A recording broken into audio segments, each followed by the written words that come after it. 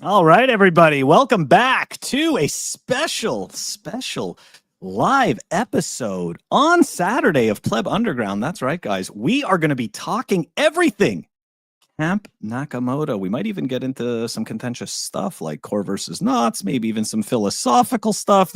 Who knows? This could go in the think boy direction. Nobody knows. We're going all over the place. Joining me today is return guest. One of them is a return guest, right? I've got Phil, NEEDCreations, and I've also got Jeff, and they are the two main organizers for Camp Nakamoto, maybe even the creators. They're going to talk about this. I'm super excited, guys. You know the deal. Before I bring them on stage to get into all the fun about what's going on at Camp Nakamoto, I'm going to show some love to the Pleb Underground sponsor. We're going to be right back with Phil and Jeff. Let's do it. Here we go. Pleb Underground is sponsored by Archimedes Emporium. Discover the pinnacle of precision engineering, starting with their Bitcoin logo wall clock, meticulously machined in Maine from a solid block of aerospace-grade aluminum, ensuring unparalleled durability and performance. Experience the difference of a product made without compromise. Head on over to Archimedes Emporium. That's right, guys. Here we go. Got Jeff and Phil. Welcome. What up? How we doing? Welcome, guys. Good. How about you? So, was I in the introduction? Was I close? You guys are the ones that created Camp Nakamoto or co-founded, or let's dive right into it. Well, I met Jeff a few years back at a meetup in Massachusetts. 3 or 4 years ago now, and Jeff is one of the founders of Mass Adoption, which is at this point the biggest meetup group in New England. And it was a great meetup, and I met a lot of the team. And eventually, Jeff approached me about wanting to create a festival, which has always been a dream of mine since being a big fan of the electronic dance music scene in my younger years. I've always wanted to create a type of festival. So this was like a dream come true, and we got right to work on it. And we've put on 2 large-scale events in 2023 in Boston and in 2024 in Connecticut, the Freedom Festival. And so now this year, we are putting on Camp Nakamoto, which is going to be in New Hampshire at Lake Winnipesaukee, coming up in just 2 weeks. So hold on, let me pull that up for you. I meant to show the other one, Mass Adoption, while you were talking about that, but by the time I got that on the screen, you moved to this. Okay, so yes, it looks absolutely beautiful. Absolutely beautiful. Look at that. October 10th to the 13th. All right, so what's going to be going on, guys? I see you've got a whole bunch of activities planned out. Tell us about it. And I notice a lot of it is like family building stuff. I really appreciate that. This has like a very, and I don't know if it's just because of the camp feel but it just seems like it's much more, right? It's family oriented, more of quote unquote community building. So Phil, thank you for having us on. And you just Absolutely. touched on basically sort of the pulse of what we're trying to actually communicate. The camp is it's at an island in Winnipesaukee called Camp Sandy Island, and it is a family camp throughout the year. So yes, this is a family camp. We are highly encouraging people to bring their spouses and children. We probably have 30 to 40 children going to be on the island. We have huge activities to keep them busy. So this is really about, Phil talked about the Freedom Festivals we've thrown the last couple of years. But from there, we learned, you know what, let's take the next step. Bitcoin is maturing. It's becoming more understood by people, although we're still in our bubble and echo chamber. I think everyone knows about Bitcoin. But we figured this was the natural progression of Bitcoiners, that they want to live. They don't just want to go to a conference and sit in a room and watch speakers that they can watch on YouTube. They want to actually experience a Bitcoin lifestyle. And that's what Camp Nakamoto is. With your family, experience Bitcoin from the second you get off the ferry onto the island. And that entails everything from the food we eat. We have Texas Slim with a Cattleman's Feast. Regenerative, we're buying the cow locally. It was raised properly, no GMO, no antibiotics, all that type of stuff. The wine we're having is from Ben Justman's Peony lane. So everything is all Bitcoin. In the morning, we're going to do Bitcoin education with typical panels. And then in the afternoon, we're going to do camp activities such as boating, hiking, kayaking, archery, riflery, arts and crafts, volleyball, basketball, tennis. So, and then at night, we're going to relax by the campfire and have some cocktails, smoke a cigar, and talk Bitcoin and cook some s'mores. And I love it. I absolutely love it. I'm taking a look at this and it's like, okay, so obviously I have to ask, did either of you guys go to summer camp as kids, like sleepaway camp or anything like that? I was part of 5 years. Sorry? I went for 5 years. Cool. Same here, by the way. And I attended Boys and Girls Club events, local things like that, played basketball in the summers. And I also worked at a summer camp, kind of as I was becoming a teacher as well, to kind of fill a role in the summers. So is this what? Oh, go ahead. I was just going to say, you're touching on very, very, pure points, because what we're finding once people have bought tickets and they're interacting with us about the actual experience, we're finding a lot of our ticket holders were ex-campers. Yep. And their children go to camp and they love camp. So we're combining the love of camp and the love of Bitcoin and the love of nature all in one. So it's really, we don't think it's ever been done before. So we're really excited. And this will be quite the experience for anyone who comes, because it's a limited capacity event where we're selling only 150 tickets max. We were going to stop at 100, but there's been increased demand, and we found a way to just squeeze a few more people onto the island. There's plenty of space, but we wanted it to be a more intimate setting. So, the speakers who are coming, like Mark Moss, Larry Lepard, Surfer Jim, Luke Broyles, Adam O'Brien, Joe Consorti. You can see the list on the website. The attendees are going to be with these speakers on the island all weekend long, So you have time to converse, every day. Just hang out, like Jeff said, smoke a cigar, have a cocktail. And, there's going to be kids running around. It's going to be a great atmosphere. I'm really looking forward to just being outdoors. One of my last New Hampshire meetups was an outdoor meetup, and I had some families come, kids were there, and it's just so nice to see that, to be outdoors, to be with friends and family, Bitcoiners. It's going to be an amazing atmosphere, and I'm really looking forward to being with everyone again. How many years have you guys done this? Well, we've thrown 2 Freedom Festivals, so Phil alluded to them earlier. So I think it was 23 and 24. But are those? I'm sorry, what? I was gonna say, but are those like Camp Nakamoto? Is this the same thing, or were those? No, so we learned from that that we wanted to elevate the experience, and so this is the first time we've done something like Camp Nakamoto, where there's about 100 tickets for sale. It's on a 67-acre island in the middle of beautiful Lake Winnipesaukee, which is God's country. It's peak foliage. It's just perfect, but we do think it's a little bit of a step up from the Freedom Festivals that we had thrown before. Not to talk pejoratively about them, but this is a different animal, if you will. Yeah. All right, let's continue on over here. A few more things. We have some very special things. So we've got, like, at our Freedom Festival last year, we introduced parkour, and a lot of the children did it and the adults. We have the greatest, most advanced parkour teachers. They have a big gym in Connecticut. They'll be on the island running parkour for children and for adults. We have yoga, a specialized yoga teacher. We have Larry Lepard, who's going to teach. He's going to teach CrossFit in the morning. As you know, he's a big CrossFit guy.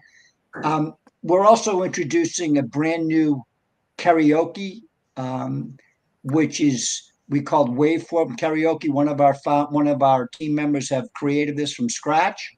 He's actually going to be one of the speakers, and it's basically going to score you on how well you did compared to the actual lyrics, and then the winners are going to get streamed sats for who the best karaoke people were. So a lot of fun stuff planned. Now that no I'm one's thinking ever about it, seen I'm not even sure if we have the lightning karaoke on our website, but this is going to be such a fun thing. And now that I'm thinking of it, we should probably get it up there. But it's been in development, and we have a camp group chat, and we're getting song requests. So so our campers are going to be doing karaoke competitions, and like Jeff said, like the people in the audience who are not singing are going to be able to stream sats to them if they are a fan of their karaoke. Yeah. So Who's it's going to be. Say again. Who's hosting the node? Oh, yeah. Man. One of our team members is running the node. So yeah. Yeah, let's go. Yeah, right. Like this is what I want to know. Who's hosting that? Speaking of music, you can see if you scroll, I think a little further, you can see our musical guests as well. Or it's maybe wait, I gotta go up to the participants and panelists. Yeah. I am very familiar with Rob P. I do not know Chris, Vince, or Kate.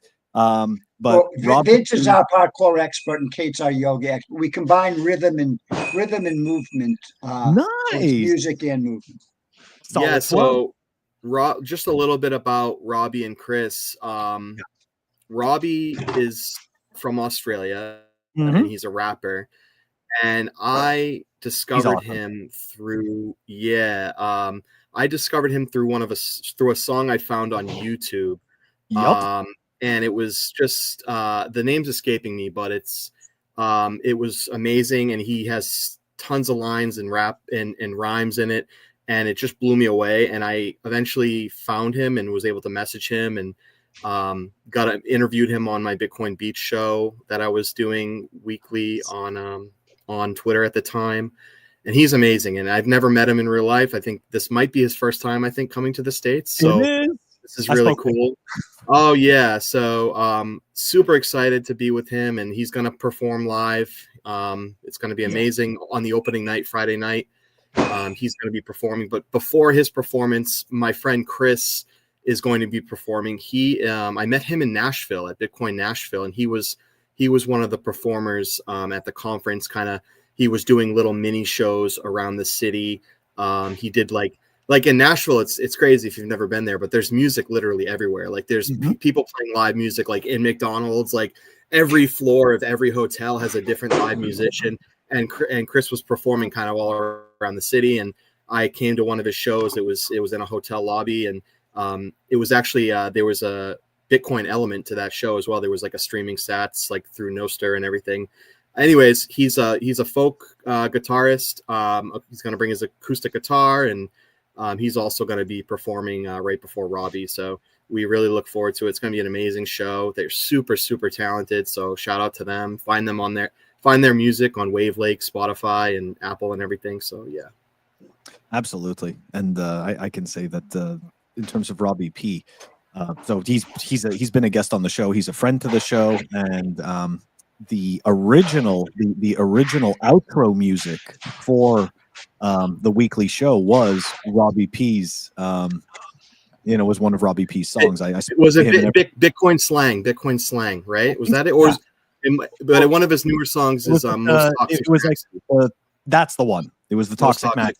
Yeah, that's right. Yeah, I thought that was such a great outro. So I spoke to him and everything, and gave him some sats. I think it was like, I think it was our show 2 years ago where you premiered Most Toxic Maxi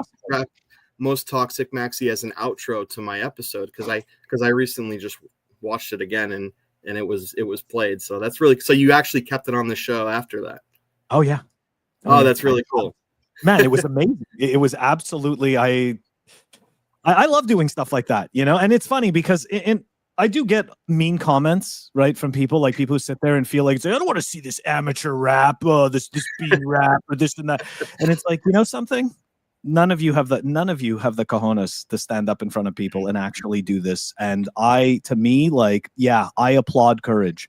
I do applaud courage. And on top of that, after a while, these guys get so good at spitting these lyrics. It's like, you know what?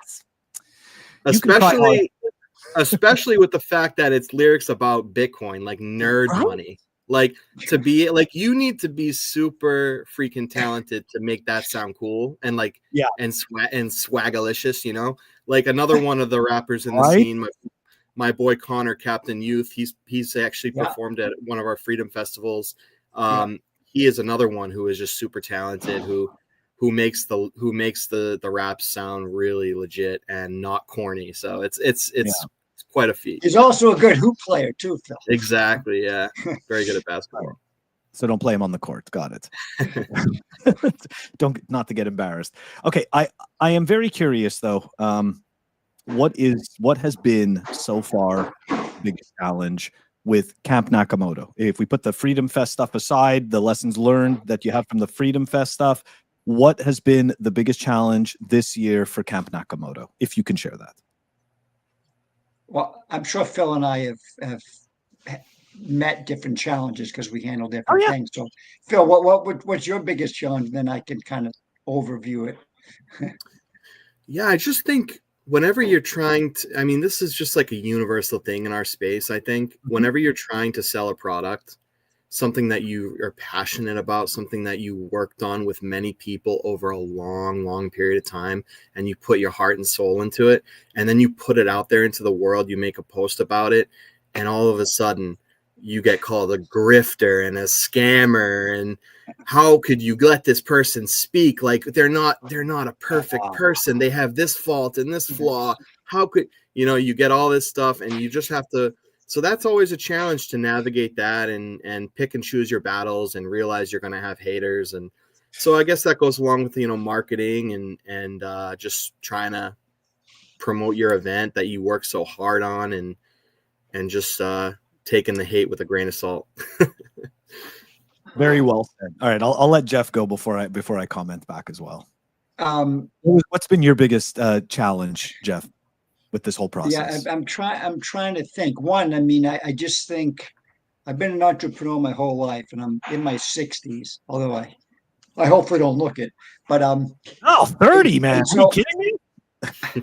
I'm used to it, but I mean, if you think about it, we went from Freedom Festival where the tickets were $45 or something, to an event where we have about 100 tickets to sell. And the tickets are, we started out at only a few $100s a ticket. So the people that bought tickets early on definitely got a great deal. But the tickets now are about $1,800. And so the challenge is that to communicate our vision, so to have a vision, and then to have the conviction by you and your team to actually want to pull this off. So you need to really believe it.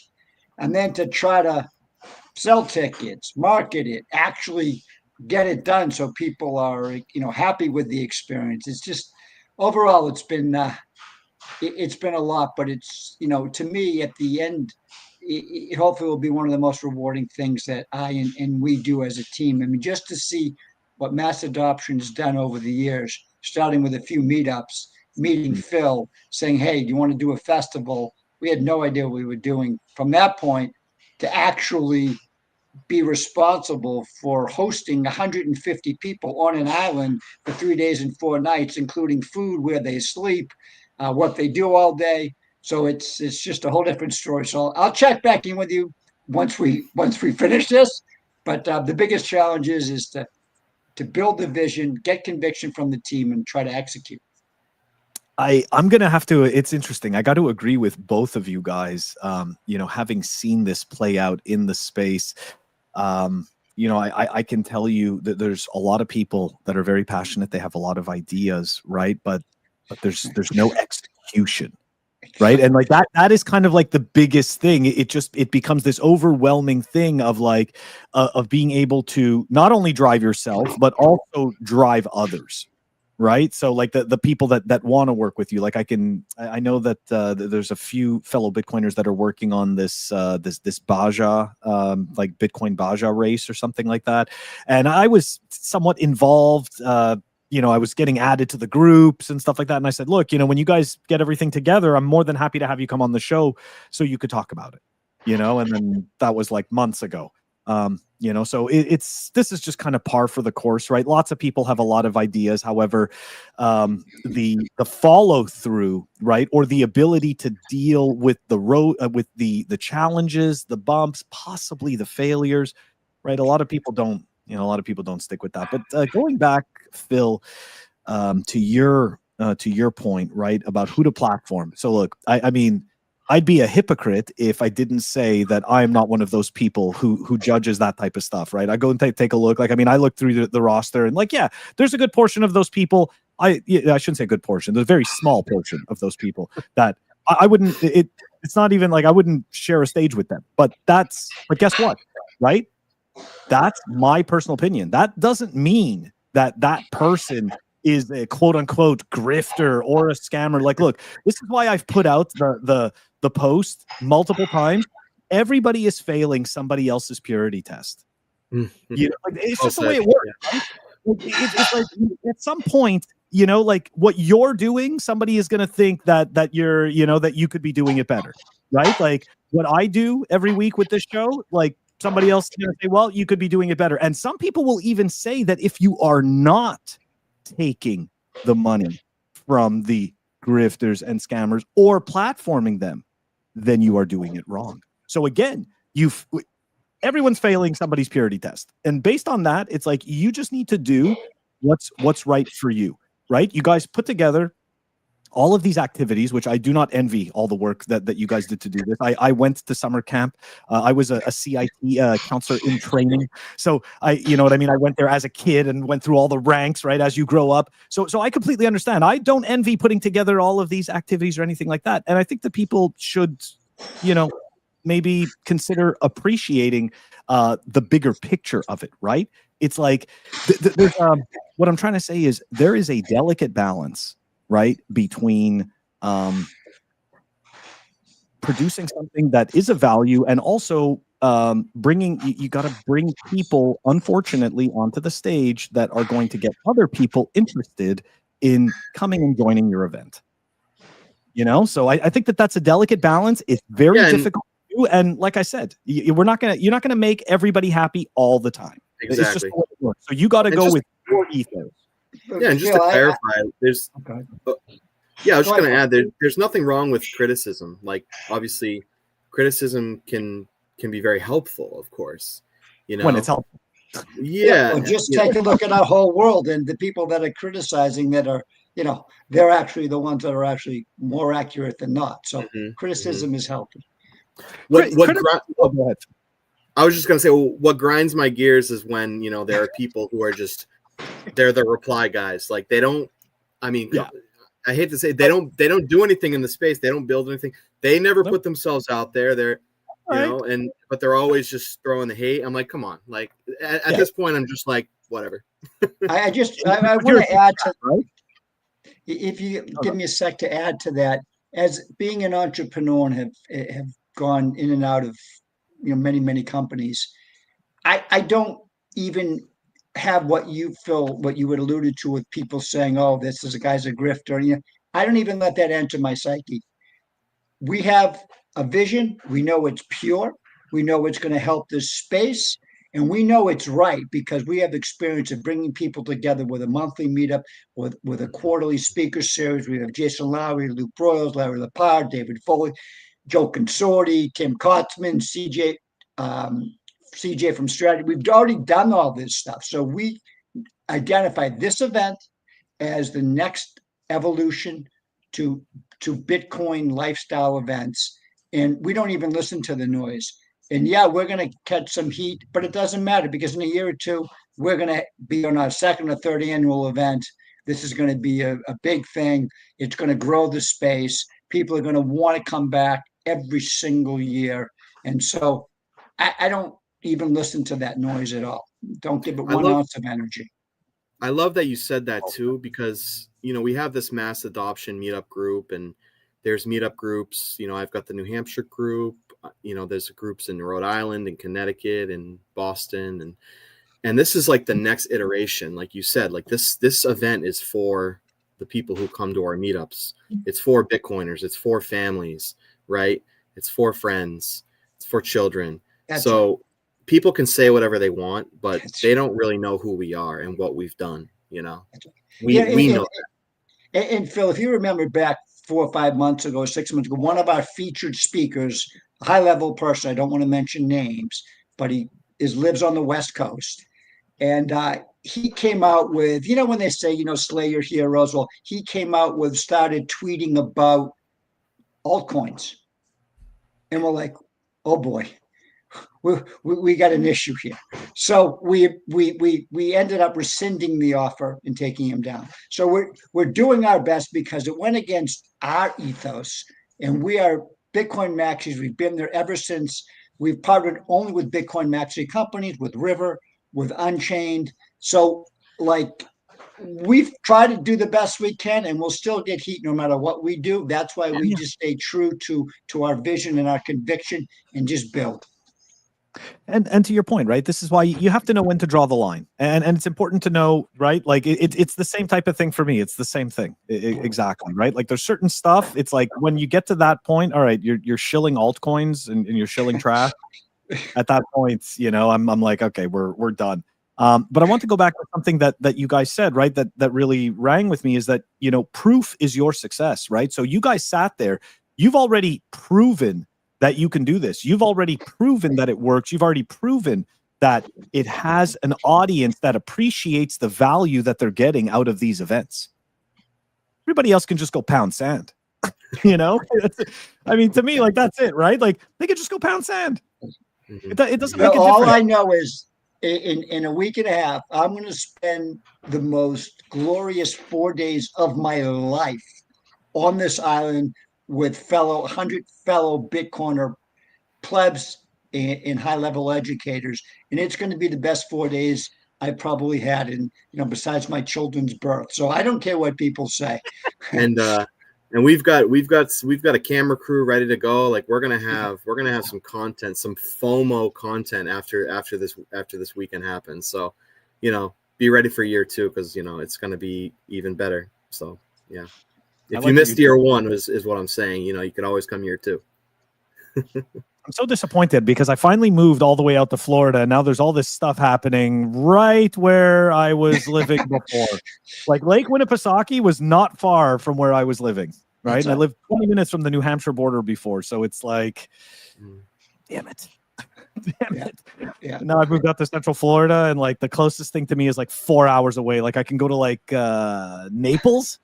I think Naples, there's Bitcoin there's video or something like that.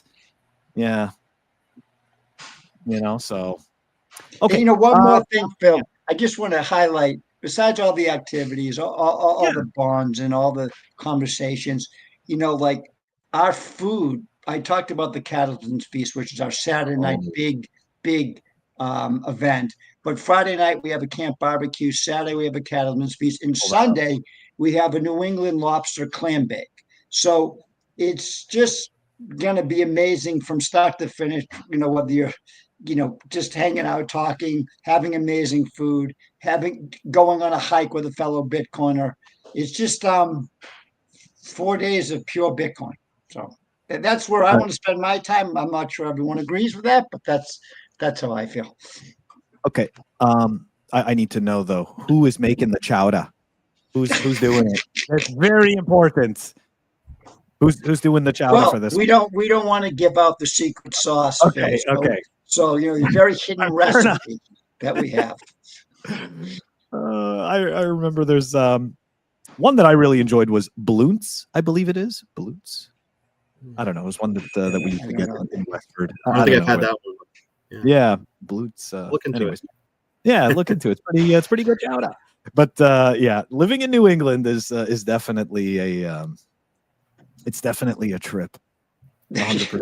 So let me ask you guys this in terms of, because it looks like it sounds to me like you guys plan on doing this, forever, as long as, you know what I mean? As long as everybody's still interested and you keep, you keep coming up with fun activities. So I guess, have you guys already started to think about, maybe like what types of like innovations or events or traditions already, because you've put this together, have you already begun to think about the ones for next year? Oh my 'Cause, like, God. you know, What about, oftentimes I mean, on it, you're like, oh my what God, we'll do this about, next year. Yeah. we Yeah. have, I mean, we have thought about 2026, not only 2026, but 2027. We are thinking massively into the future. There's so many things we could do in New Hampshire alone. There's we're not going to spoil it here, but we will Thank you. make the announcement once it's a little bit more official and Okay. after Camp Nakamoto is over. You might find it hard to believe that Camp Nakamoto would be possible to top, but our 2026 event could actually top what we have at Camp Nakamoto. So we're very excited about it, and a little teaser, but we can't say much more about it right now, but stay tuned. Stay tuned.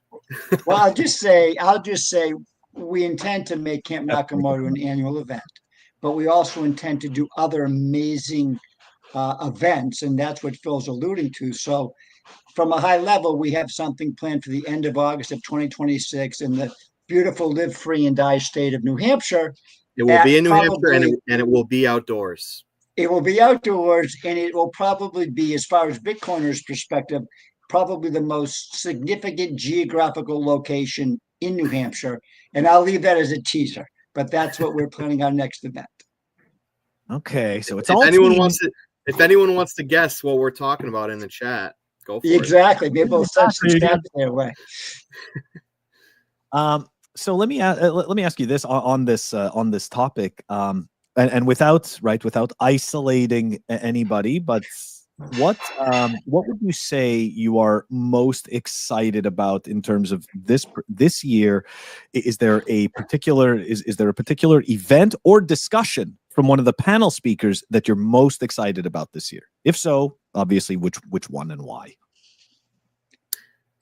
For me, I would say the music and the live music is always really exciting for me, and just the fact that I kind of curated the music, and I like seeing my ideas come to fruition. And I'm super, like I've already mentioned it, but super excited to meet Robbie P, and to be with Chris again, and you know, to showcase my Bitcoin Beats playlist live in front of people, because I know that's another thing we were going to talk about was my live Bitcoin Beats stream.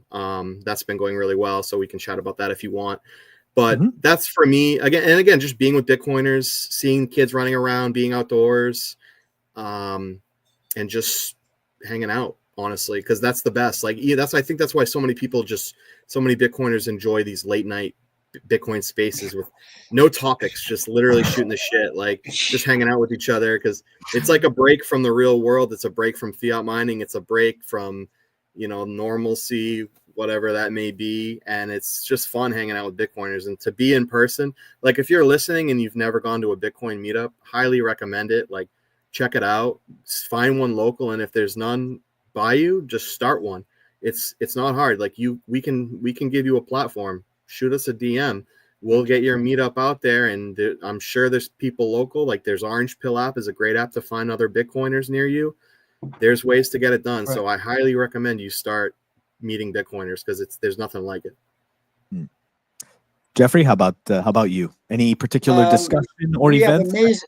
We're very fortunate to have great speakers and amazing panels. One I'm interested in learning is the core versus knots discussion that's going on, and we have a couple of really strong people to talk about that. So I'm interested in listening to that. But I'm also very, you know, we have building Bitcoin businesses. We have Rob Wallace from Bitcoin News. We have Tim Kotzman from Bitcoin Treasuries. We have Naja and John from Born to Be Free. We have Adam O'Brien from Bitcoin Well. And so I'm really interested in hearing that panel. But I think my favorite panel I'm looking forward to is sort of the health aspect to it. Matthew Lisiak, who wrote Fiat Foods. We have John and Naja, who have their brand is Born to Be Free. It's all natural beauty products.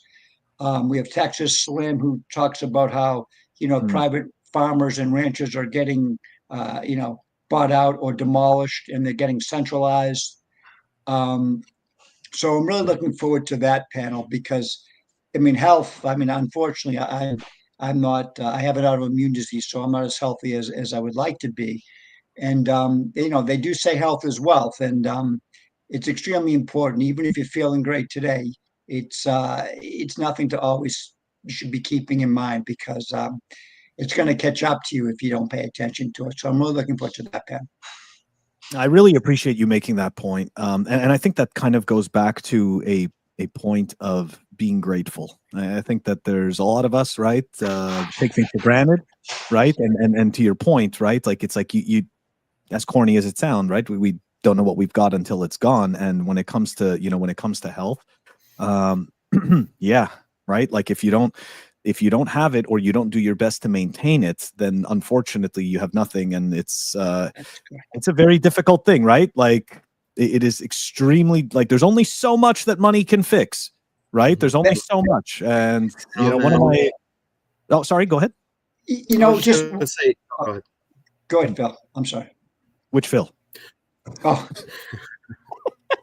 sorry. I'll take over. So Christianity, right? On the I was just going to gratitude. start talking about that. Thank you. That's what I was going to jump in on that because I like to post about my faith, and Mhm. I'm a Christian, raised Catholic, and we're going to have some sort of Christian or faith-based or even spiritual-based, not excluding anyone who wants to speak about such topics at Camp Nakamoto. Adam O'Brien is a Christian, Luke Broyles as well. That's right. And Anders will be with you on that. And Anders as well. And he has his own Christian show as well on YouTube.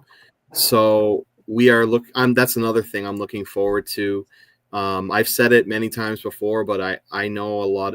Again, whatever faith you want to practice is your right. But one thing I've seen is a lot of Bitcoiners are finding Christianity, and a lot of Christians are finding Bitcoin. Like I've seen it all happen a lot in this space. So I like to preach that. And I think that's part of being gracious and having gratitude and part of your mental health as well. We're speaking about health, just having faith in that things are going to work out, because a lot of Bitcoiners believe that Bitcoin is going to solve all the world's problems and it's going to fix everything. And I kind of was in that camp for a while, but when you dive deeper into it, you kind of realize that I hate to say it, but not everything on Earth can be saved. Like this planet is kind of doomed in a way.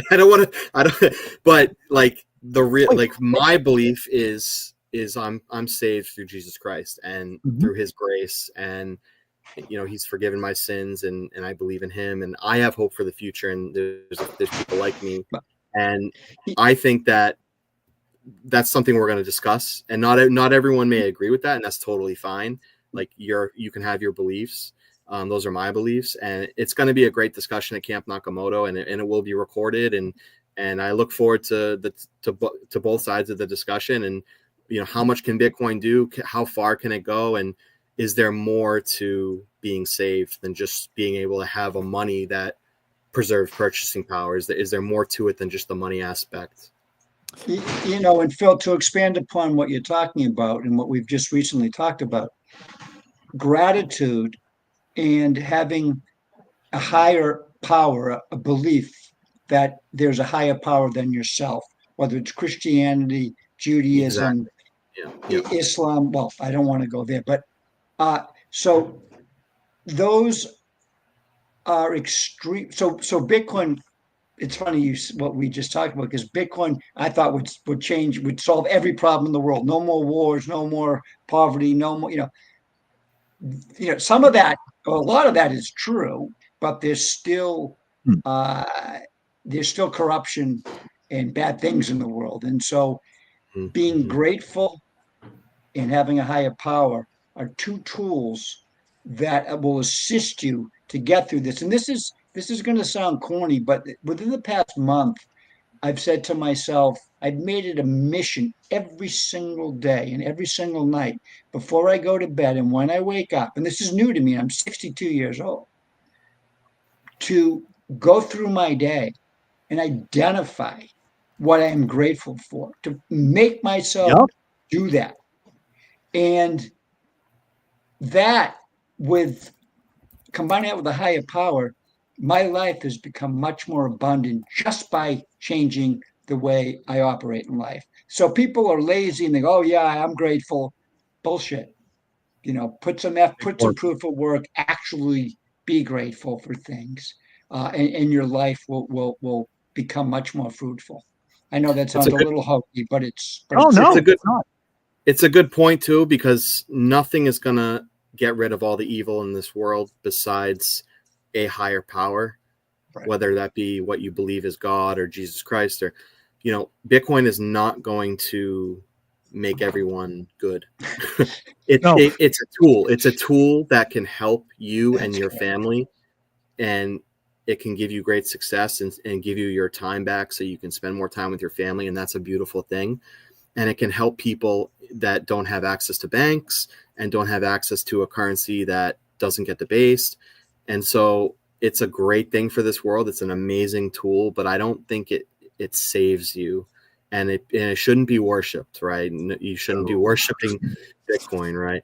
So I want to make that very clear, because I know some reply guys have said things along those lines, like, but so I wanted to make that also clear that, I worship God. Bitcoin is a tool to help us here on Earth, but it can only go so far, right? You can't take anything with you when you die, but you can't take Bitcoin with you. So, and also, Phil, getting through this challenging world we live in, it's really comes down to your bonds and your family, and that's it, and your friends and your network. Everything else is just noise. So if you can build those and do the things we just talked about, I think it'd be much better. I mean, I'm not preaching at all. I'm just have my own journey, and this is what I found works. But I highly recommend being grateful, having a higher power, and go deep down the rabbit hole. Yeah, there's rabbit holes for Bitcoin. There's rabbit holes for religion, and you're exactly right. And you do your own research. There's and I know someone has referred to like the Bible as like as Christianity's like node. It's like the node of Christianity. So yeah, there are primary sources. Study history, spend time with your family, go outside, and and be grateful for what you have. And stop being glued to the algorithm on Twitter or TikTok. Yes, it produces misery. It like that is what it does. It just produces misery. But to go back to your guys' points, so a couple of things, right? So human behavior, right? As we know, Bitcoin doesn't fix human behavior, number one. Number two, it doesn't fix personal responsibility either, right? So as a result, right, that whole, to your point, Phil, right? Like me too, right? When I came into the space, I was glossy-eyed and I was like, Bitcoin fixes this, right? Bitcoin fixes the world. And then, so what ends up happening though, if you get past the memes and you continue to dive into it, to your point, you start to undo those things and you realize, again, to your point, Phil, it is indeed a tool, the most powerful tool we've ever had for, somebody's got some noise going on in the background, but it's essentially the most powerful tool we've ever had to enable personal freedom. And I think that this is what people don't understand. So to your, to summarize that, right? It doesn't fix human behavior.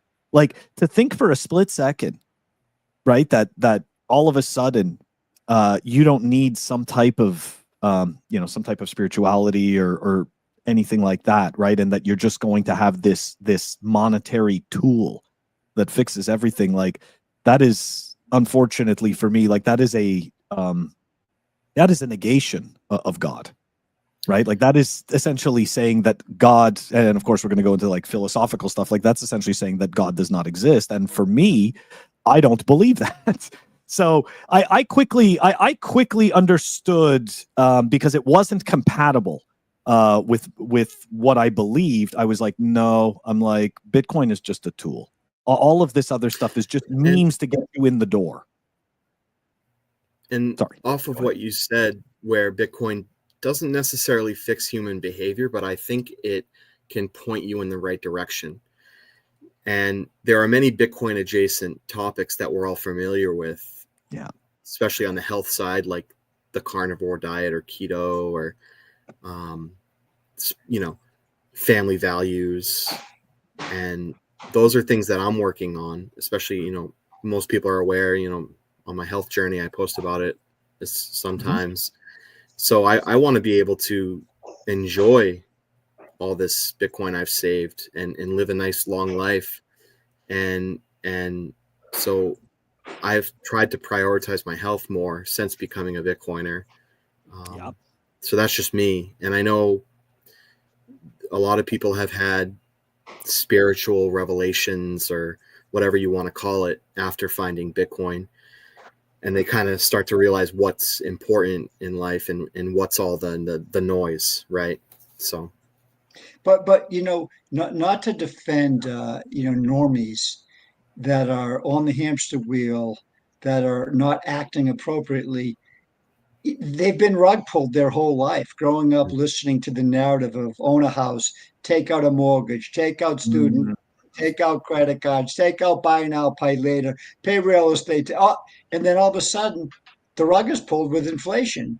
And so I think Bitcoin allows you to it levels the playing field and then allows you to make proper decisions. But if I was under that type of duress, I would probably be as corrupt as everybody else in a grifter, because I'm just trying to, keep my head above water. And that's where most people find themselves. So Bitcoin levels the playing field that allows you to see the world differently and start acting more, if you will, appropriately.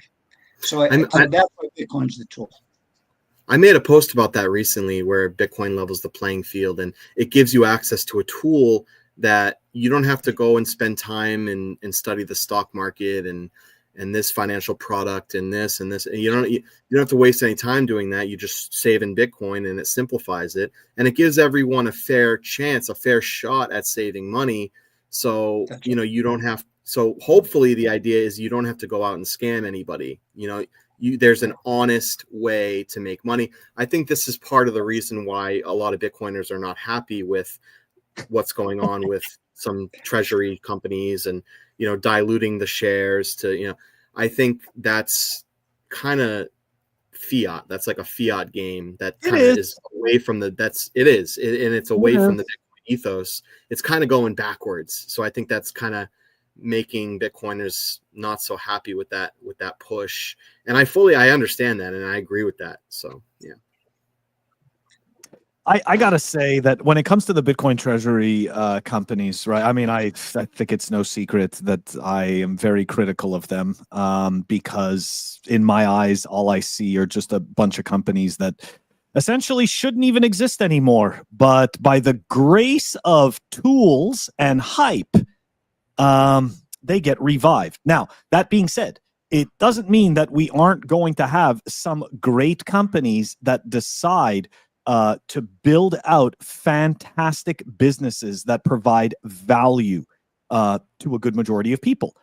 However, unfortunately, based on every single one of these companies that I have looked at, there's maybe like a very small handful. And the funny thing is, the small handful that I see are businesses that already had businesses, and they don't tout themselves as Bitcoin treasury companies. And I've used this company as an example before, but Mercado Libre, right? Like, nobody even cares about them. You don't even hear about them in Bitcoin Magazine.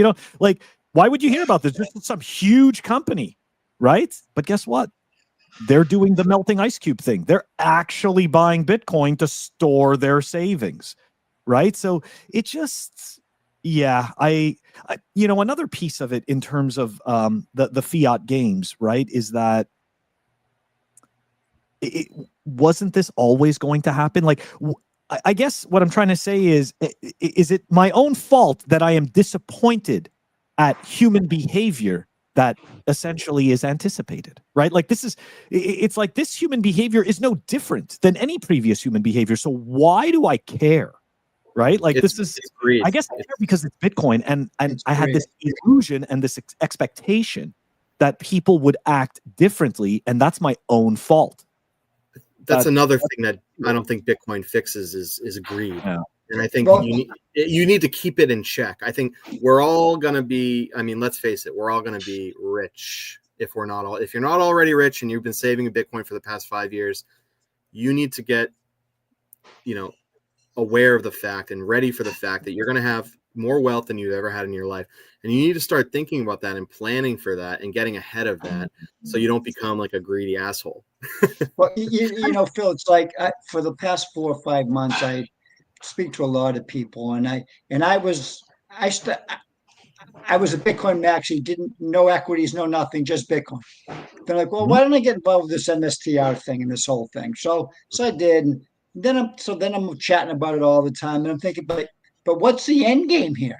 Like what I'm in an equity that I don't own. I just have a beneficial claim to that. If they want to rug pull me, you can do it in 1 second. Like so, I said. Then I started saying to the people, I'm like, well, you basically want to do it because of greed. And in my experience, every time you get greedy, you get, right down to the mat. You get knocked over on your butt. So I Speaking stopped. of greed, Shout out to guys. Speaking of greed, and shout out to Bird Flip. I just bought this shirt, my boy. Very nice. nice. So I don't want to. I don't know. I don't want to disparage Bitcoin companies. No, of course not. But if MicroStrategy is not centralized and not 6102, they're not nationalized and all that stuff, then God bless it for all these amazing financial products it's putting out. And maybe that's the start of the new financial system. But right now it's a slippery slope. And I need to protect myself and my family, which is cold storage Bitcoin. Mm-hmm. Yes, exactly. And I'm sorry, I just want to touch one last point on the greed aspect. So, okay. So in every single one of the 7 sins, right? Like, and it's not even just the 7 sins, but the virtues as well. There's, how can I say this? There's, I guess, degrees of these virtues. There's degrees of these sins. Like, of course, right? You can have a situation, where somebody, because to a certain extent, if you aren't greedy enough, right, you may not be able to feed yourself. You may not be able to clothe yourself, right? You may not be able to take care of your family. So there is a certain amount of greed that is required on this material plane in order to facilitate your existence and or thrive, right? But the thing is, I think it's important to know ourselves, right? When does greed go from good to bad, right? Maybe that's what ends up happening. And I do. Oh, go ahead, Phil. That's a great question. Question. And my initial thought is the line is when you start taking advantage of other people. I think that's the line. And I posed a similar question to my followers on X. I said something along the lines of, is it possible to go through life without grifting even just once? And a lot of well-reasoned people said no. Like there are instances where you need to you're gonna grift, like, but there's a positive way to do it and a negative way, and the negative is when you're taking advantage of unsuspecting people or noobs or normies or retail or whatever you want to call them. So I think that's kind of where I would put the line, where, like you said, Phil, you want to provide for your family. You're going to take every edge you can manage that is ethically okay with yourself, with your morals. But if it's to the point where you're stealing from someone or you're scamming or you're lying and deceiving people, I think that is where I would toe the line, where I would not be okay with that. Agreed. Even if it made me a millionaire or a billionaire, I would not be able to be comfortable living with myself if I was cheating other people. So, yep. And it's interesting because when faced with those types of situations, you end up finding out who you are, right? Like I forget how the saying goes, but essentially there are situations in life where we are introduced to our other selves. And that's where you find out, who this person really is, right? This person that you've been looking back in the mirror every day. And also, to your point, it got me to think of this as well, right? Eventually you make so many little compromises, right? Because you're doing this, right? improve, right? Improve your life, improve your livelihood, right? And there's a lot of things that the ego does to justify poor behavior, right? But eventually, you've given away so many pieces of yourself. There's when you look in the mirror, it's not even the same. It's cheesy, but it's not even the same person looking back at you anymore. And I think that people don't really recognize that, and especially when if you're ignorant of these things, or possibly just very young and inexperienced about these things, you kind of think, sometimes people think that this isn't possible, right? Sometimes people think, well, no, I know when to draw the line. I know when to draw the line.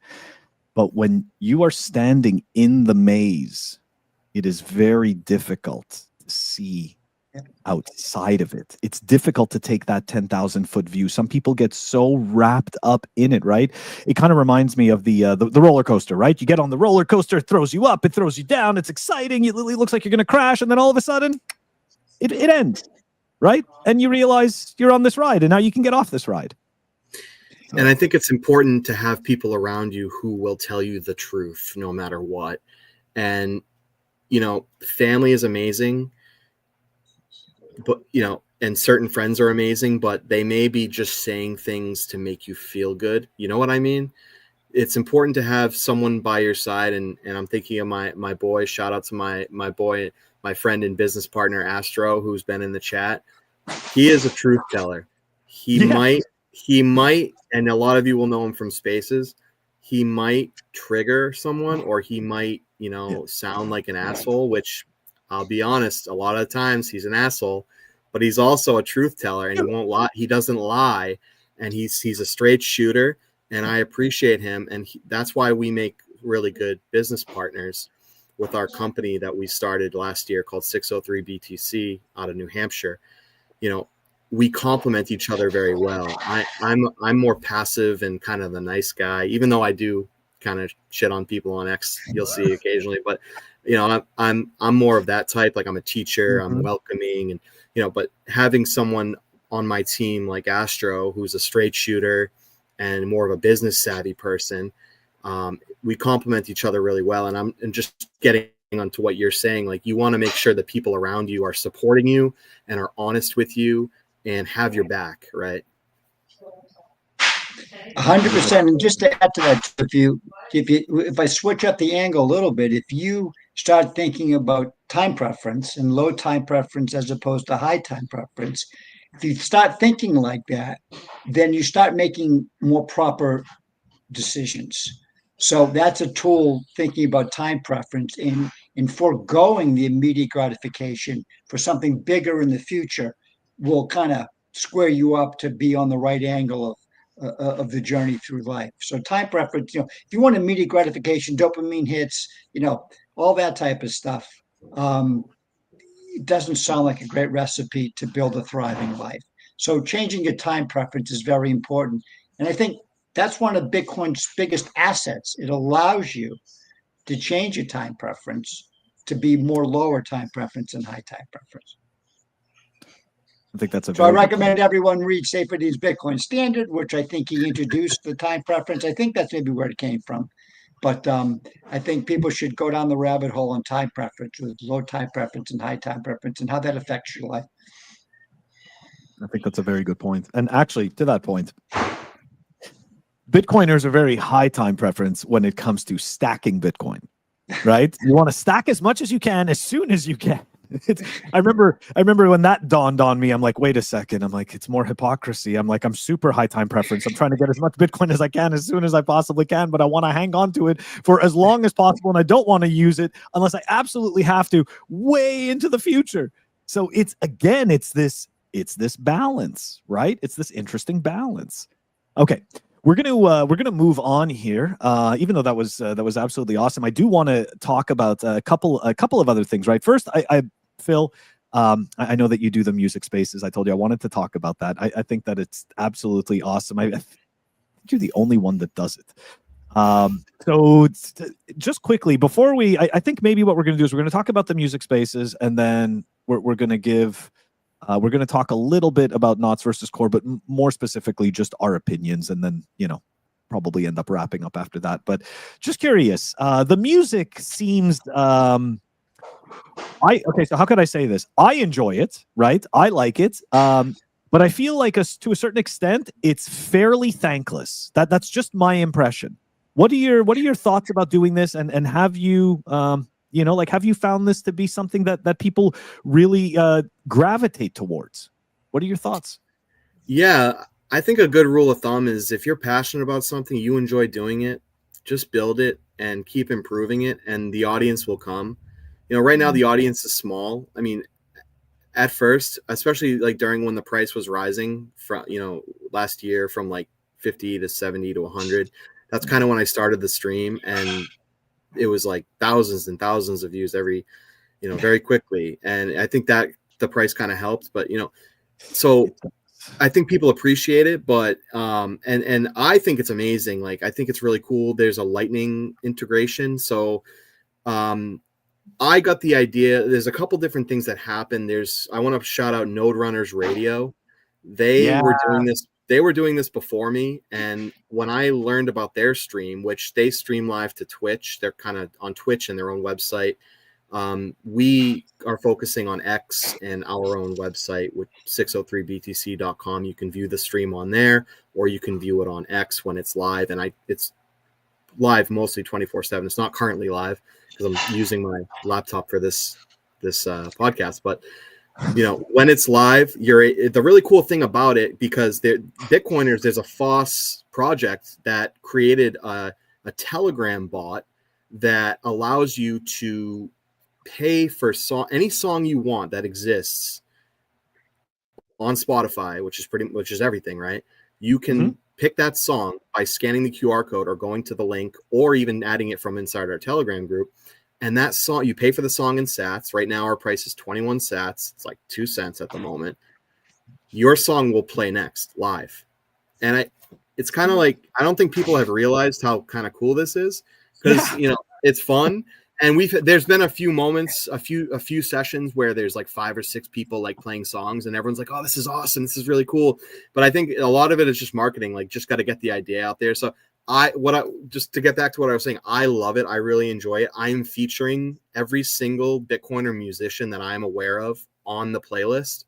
So the playlist is days long, like, hundreds of hours long. So you'll rarely hear a repeated song, but I would say it's probably at this point about 40% Bitcoiner music is featured by Bitcoiners. And then there's 60% songs. A lot of the songs are Bitcoin adjacent, I would say. Songs about freedom, songs about, fuck the government, like anarchy, and like and then there's some mainstream hits in there, some electronic dance music, a lot of stuff that I enjoy. There's 90s music. I love EDM. There's even some classical on there. So like, it's really cool because on the stream, we've got the price, we've got our own price graphic. We've got a lot of the stats, we've got the current block and the last mined block. We've got the difficulty and the hash rate. And we've got a sponsor on there. Shout out to Predix, Bitcoin only prediction market.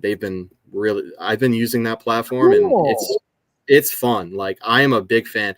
Like, I'm not a big gambler, but it's kind of fun, like betting sats on different things. And they're like the poly market of Bitcoin. So they're our sponsor for the stream currently. Okay, I'm gonna go check them out. I'm actually, it's interesting you mentioned this, because I was gonna say, I'm like, so they're the non-shitcoin poly market version. Bitcoin only, right? So it's why isn't anybody talking about that? Why do we have Bitcoin channels sitting there talking about poly market? I'm talking about it. Like, I like this. This is great. No, this is good stuff. Okay, I'm gonna start. Yeah, thank you. I'm gonna start using that. What's it called?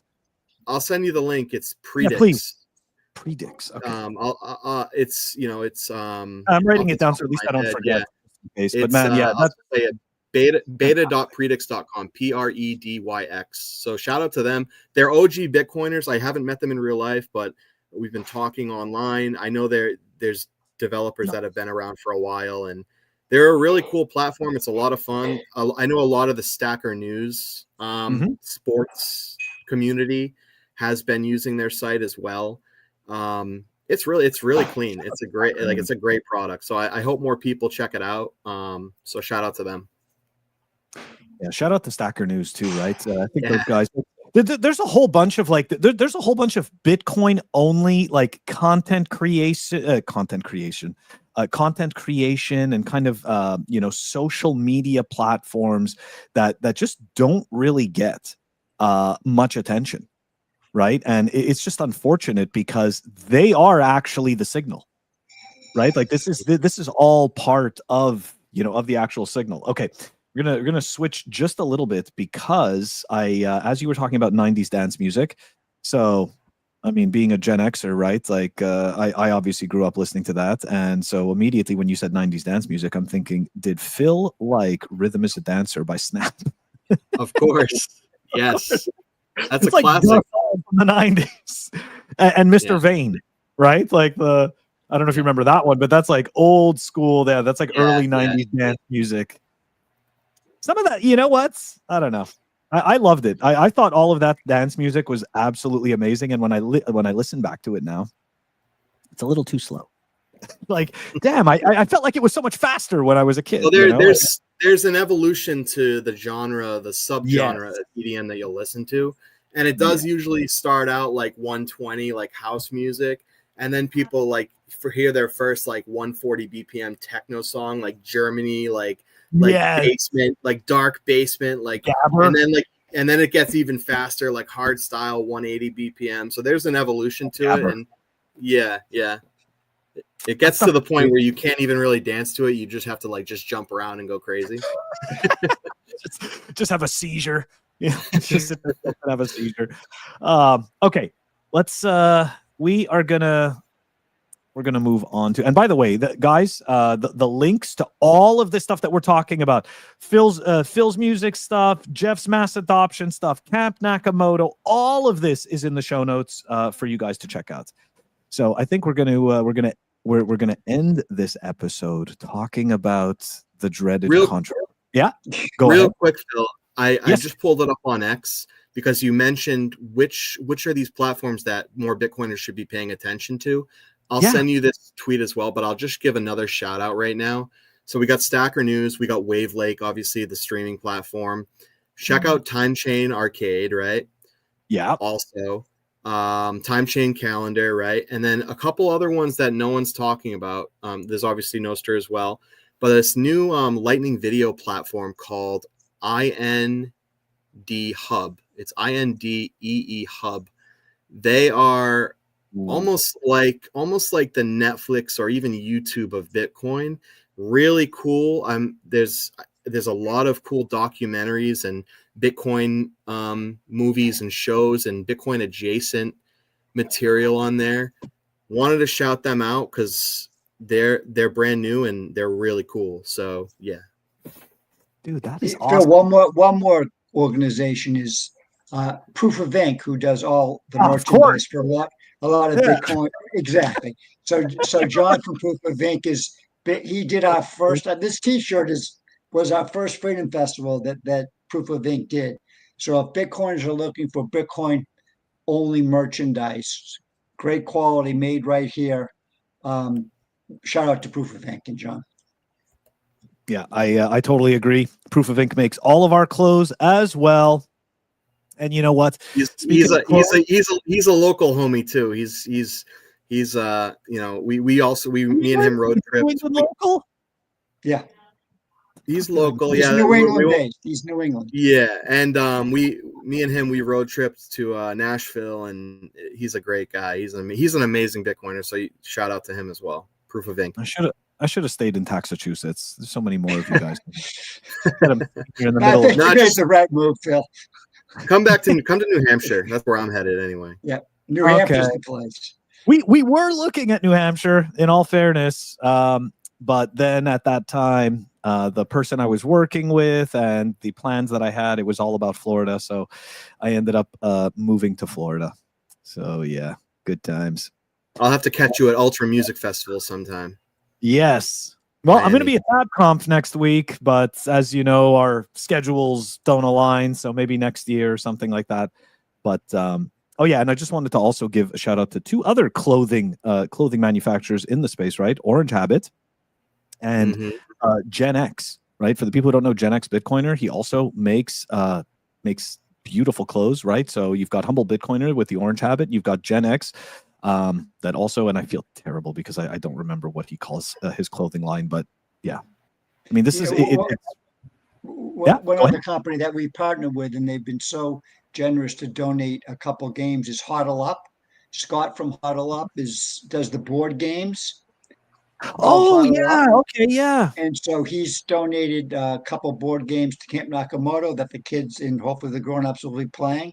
So Huddle Up is another great Bitcoin-only company that is basically, recreating not Monopoly, but board games for education of Bitcoin. So I highly recommend those guys too. Yeah, I like that a lot. What are we going to talk about? I played that board game. They had at the Unconference, which was like a side event in Nashville. Scott was there and his wife, and that is a freaking fun game. It's really good. Huddle Up. Oh, it's dude, a legit Bitcoin. On the island. I can't wait to play it again on the island. Yeah. And not only that, Adam O'Brien is notorious for playing it with his young kids. So he's volunteered to lead some Huddle Up games on the island with his children and everyone else who wants to join in. You're going to have some competition. Yeah, you have a guy, you have like pretty much like an expert that's going to be out there. Oh, I've never played this before. That's right. He's going to wipe the board with all of you.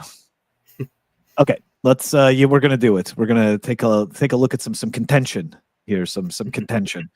All right. So, in case people have been living under a rock, if you're somehow on Twitter and have not seen this, Knots versus Core. And the latest, right? The latest is the information coming out of The Rage, right? The Rage magazine. Luke Dash Jr. plans hard fork to save Bitcoin. This has been the latest point of contention that has been going on. And I just want to point out that there's a post over here. Hold on. Let me share this one instead. Okay, a post here from CBS Peers. And yeah, so I had a couple of spaces about this. And I mean, right away, he says the TLDR, it's unclear. And this is mostly Luke kicking tires in a DM. So look, I'm going to say this, right? Just as a surface high level thing. To me, at this point, it's a whole bunch of drama and hearsay. Because I've seen, unfortunately, I have seen misinformation come out of supporters on both sides. And so for me, it's like I try to simplify things, right? I try to figure out, okay, is there one particular group of people that is being accurate in every one of their arguments? And is there another one, right? I draw this rigid line. Does anybody fall under this rigid line? Does any group fall under this rigid line? If not, well, then we start to get into the gray areas. And unfortunately, I believe that when it comes to this ridiculous conversation, I believe that we are in the gray area. So I'll start off by saying that. Who wants to go first at torching their reputation and or not? Go ahead. Phil, go ahead. You got the floor. Go ahead, Phil. It's your turn. I'm always, like I say it all the time, I'm a lifelong learner. I'm not a technical guy. I have run a node in the past, and I actually just ordered a new Start9 server. I'm looking forward to setting up a node again because it's been a little while since my node shit the bed. My Raspberry Pi died, so that was a whole experience recovering all those sats because it was a scary time. Anyways, I see both sides of it, and I'm absorbing as much as I can. And there's been a lot of people attacking Luke, and I know like Loth just wrote a hit piece on him, and there were people defending him, and there were people adding on to the attacks, and it's wild. It's wild right now, and I'm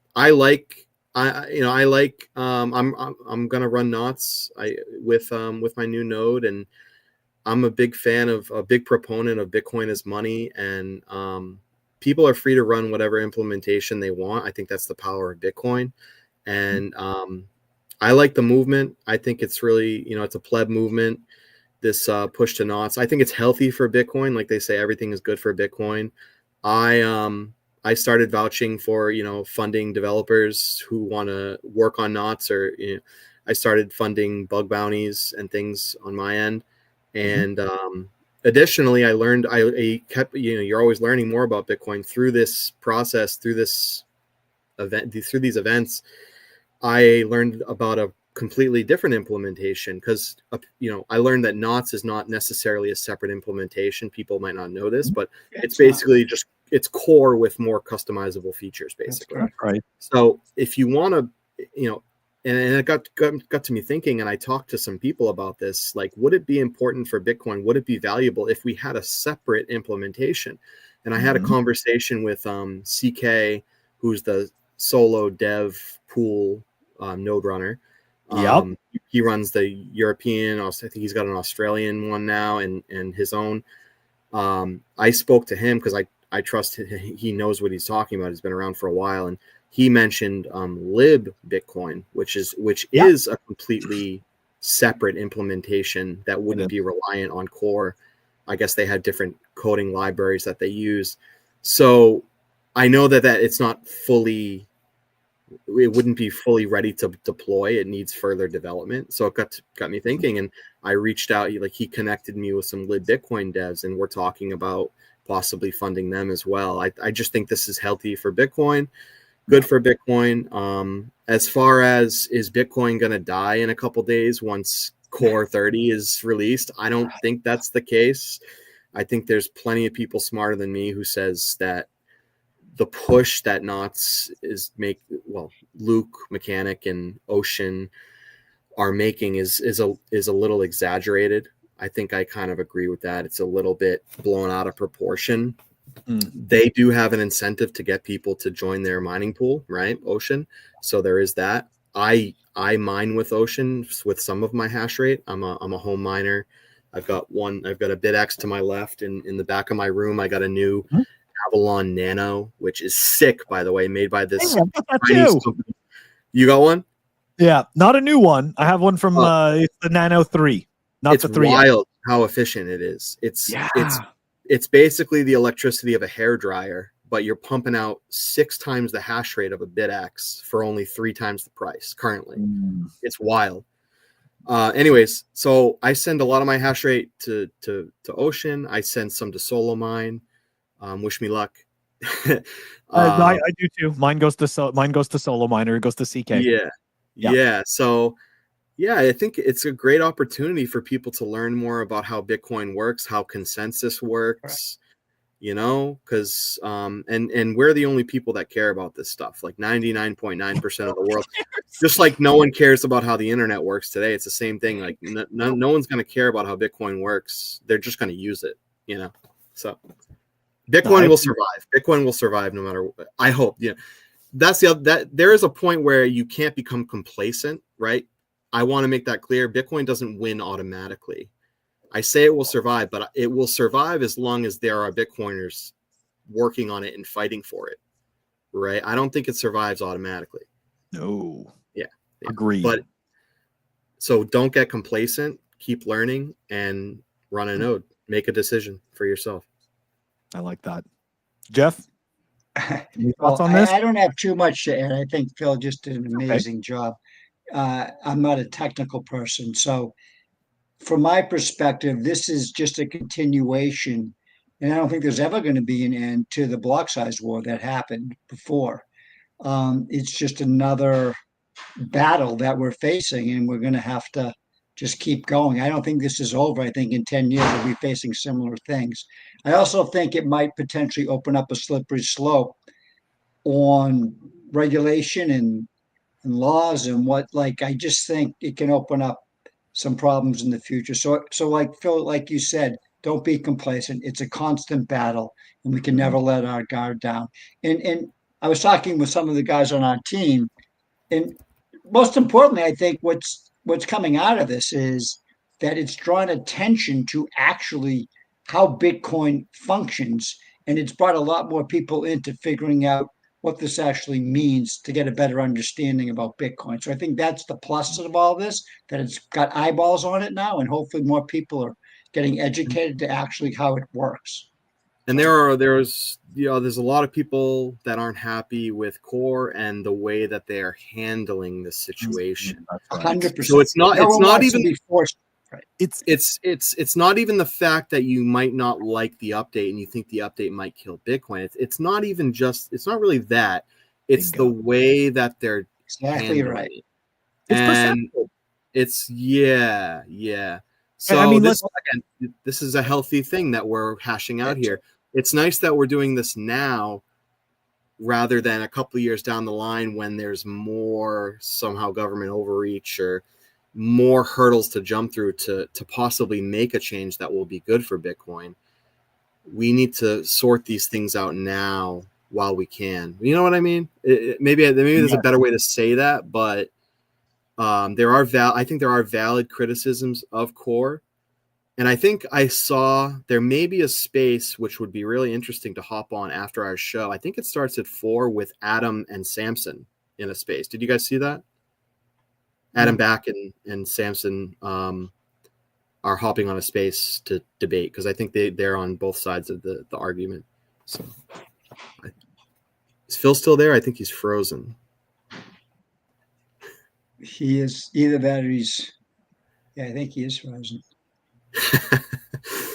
All right. Well, let's take over the show. Yeah, let's talk more about Camp Nakamoto. We got 2 weeks, guys. If you're just joining the show, Camp Nakamoto is in less than 2 weeks from now, Columbus Day weekend. Check out campnakamoto.com. It's going to be amazing. Oh, Phil's back.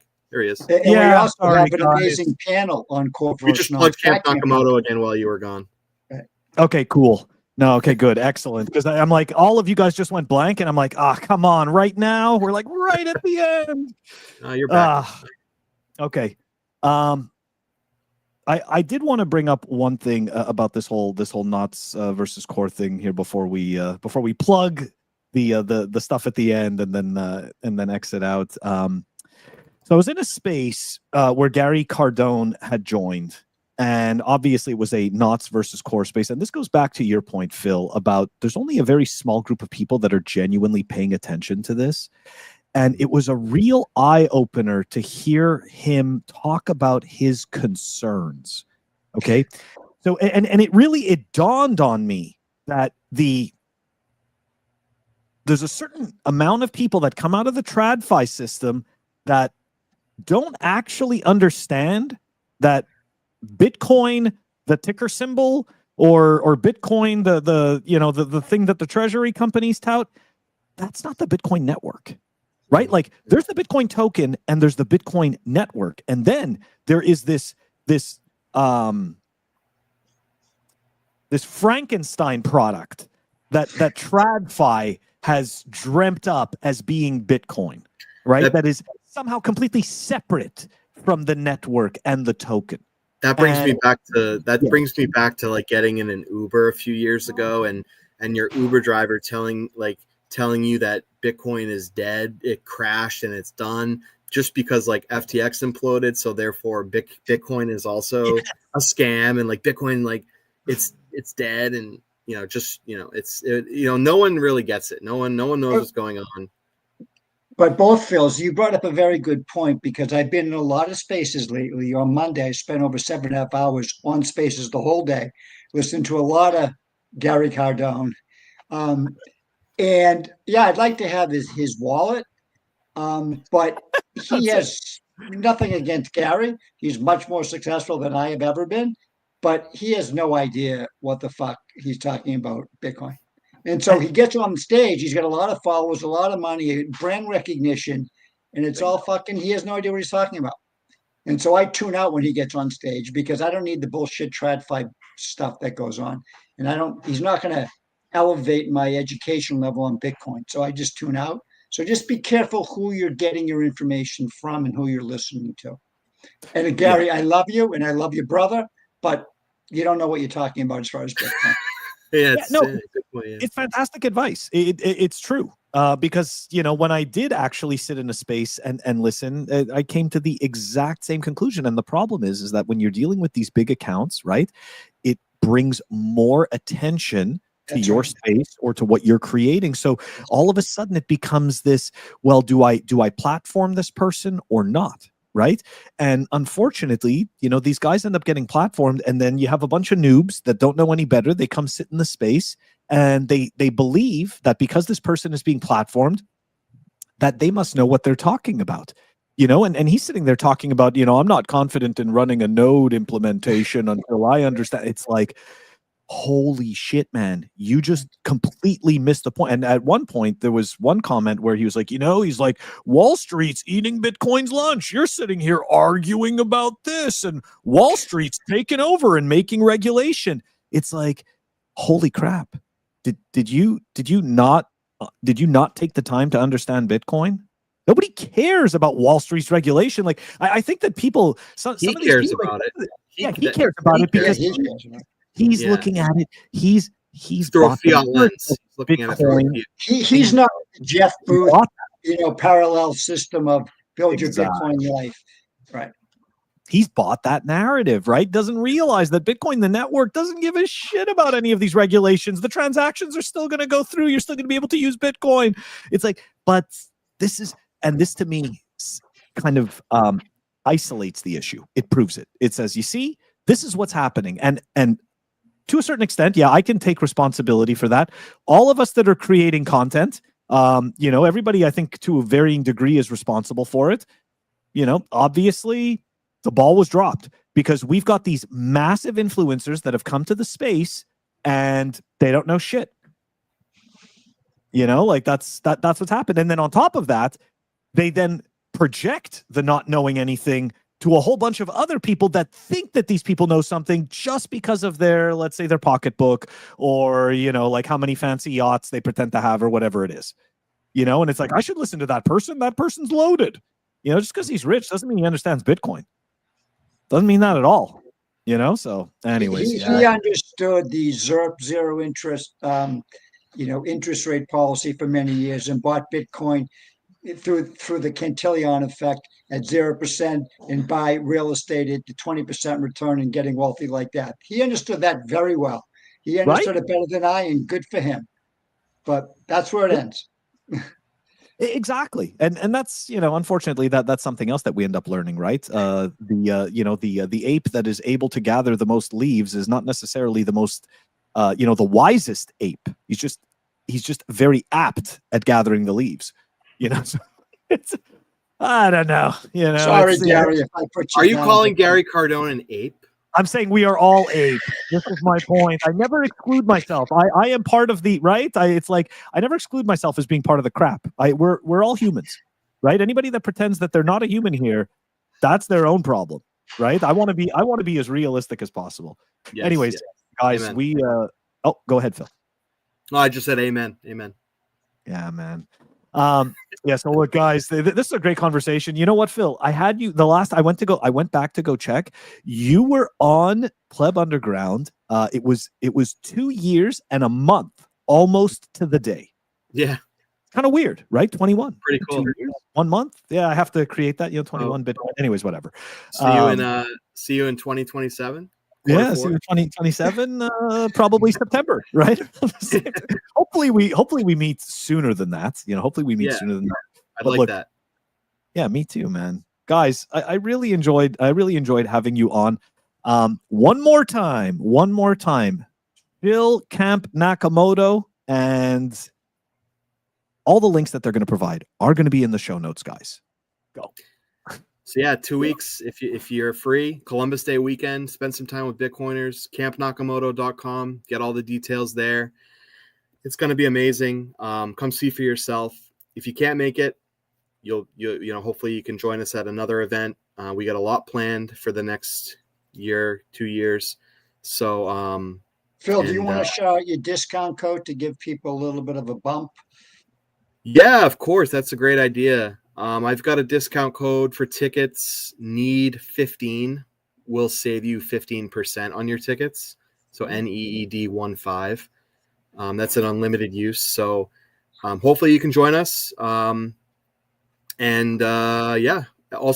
just shouting out 603btc.com is my new company with my business partner Astro. Check out Bitcoin Beats Live on X.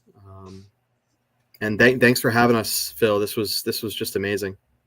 Absolutely, man. I thank you guys so much for joining me. And Jeff, do you have any final words you want to say on this episode? Any shout outs you want to give?